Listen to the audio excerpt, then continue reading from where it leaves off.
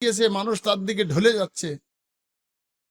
তাই তারা লোক ঠিক করলো, আলোচনা করলো, পরামর্শ করলো যে উটনি যখন পাহাড়ের ভিতর থেকে বেরিয়ে আসবে, ওই পানি পান করার জন্য সুকৌশলে তারা 4-6 জন লোক রেডি হয়ে আছে, যে কোন মেরে ফেলবে। কিন্তু সেই কাজটা করার জন্য কারো সাহস হলো না, যেহেতু সালেহ আলাইহিস সালাম বলেছেন এটা আল্লাহর উটনি।